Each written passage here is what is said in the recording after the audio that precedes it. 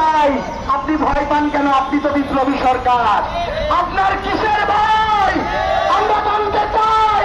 নাকি খুনি হাসিনা যখন বলে যে আমি আবার ফিরে আসছি, টপ করে ঢুকে পড়ব, এই ভয় যদি আমার সাহেব আপনার মধ্যে থাকে, মনে রাখবেন আপনি পর্যন্ত বোঝার জন্য এই বাংলাদেশের 18 কোটি মানুষের রক্তের মধ্যে আওয়ামী লীগকে যেতে হবে।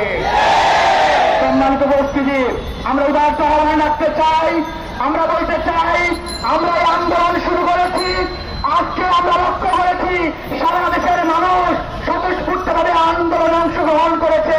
উদাহরণ আহ্বান রাখতে চাই, আমরা যে আশাকাঙ্ক্ষা নিয়ে জুলাই বিপ্লবে অংশগ্রহণ করেছিলাম, সেই জুলাই বিপ্লব এখনো আশাকাঙ্ক্ষার তার প্রান্তে পৌঁছতে পারেনি। উদাহরণ আহ্বান রাখতে চাই সরকারকে অতি দ্রুত সময়ের মধ্যে আওয়ামী লীগ, যুবলীগ, স্বেচ্ছাসেবক লীগ, মহিলা লীগ, জাতি লীগ, মুসলিম লীগের মতো সংগঠনগুলোকে নিষিদ্ধ করতে হবে। যদি তাই না করেন, যদি তাই না করেন, 17 বছরে সেই ফ্যাসিবাদ আমাদের ঘরের উপর বসেছিল, 36 দিনের আন্দোলন তাদেরকে সেখান থেকে নামিয়ে ভারত পাঠিয়ে দিয়েছে। আপনি পালাবার জায়গাও খুঁজে পাবেন না। আহ্বান রাখতে চাই এবং ধন্যবাদ জানাতে চাই আপনাদেরকে। আমাদের এই আন্দোলন আওয়ামী লীগ নিষিদ্ধ না হওয়া পর্যন্ত অব্যাহত থাকবে। এই আন্দোলন যতক্ষণ চলবে, যতক্ষণ এখানে মানুষের মৌলিক অধিকার আদায় না হবে। সবাইকে ধন্যবাদ এবং জুলাই ঐক্য চট্টগ্রামকে ধন্যবাদ জানিয়ে আমি আমার কথা শেষ করছি। আসসালামু আলাইকুম ওয়া রাহমাতুল্লাহ।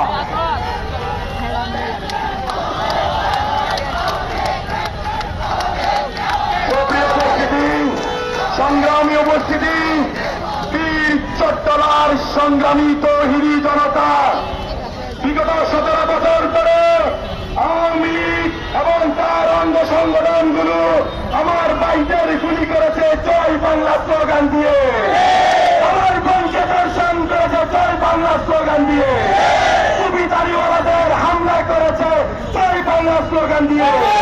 জয় বাংলার এই ব্যর্থ কণ্ঠ, ব্যর্থ স্লোগান এই দেশের সাধারণ জনগণ আর শুনতে চায় না। ইন্টারিয়াম গভর্নমেন্টকে বলি, রিফাইন আওয়ামী লীগের নামে যদি কাউকে শেল্টার দিতে চাও, আমাদের পরবর্তী বিপ্লব তোমাদের বিরুদ্ধে হবে। জামাত ইসলামকে বলি, রিফাইন আওয়ামী লীগের নাম দিয়ে যদি চলো হাইব্রিড জামাত ঢুকাও, তাহলে যদি রিফাইন আওয়ামী লীগ ঢুকাও, আমাদের পরবর্তী বিপ্লব তোমাদের বিরুদ্ধে।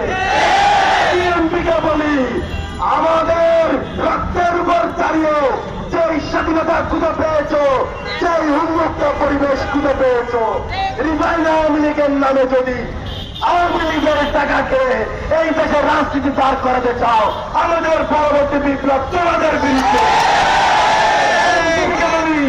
নতুনত্বের নামে যদি আওয়ামী লীগকে খুঁজে বের করে তাদের টাকায় নিজের রাজনীতি দাঁড় করাতে চাও, আমাদের পরবর্তী যুদ্ধ তোমাদের বিরুদ্ধে।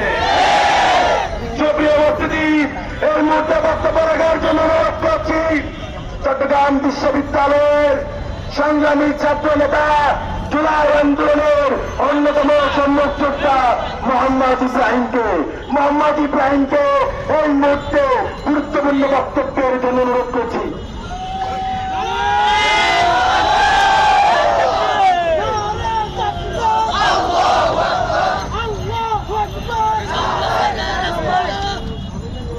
আসসালামু আলাইকুম ওয়া রাহমাতুল্লাহ। অত্যন্ত সম্মাননা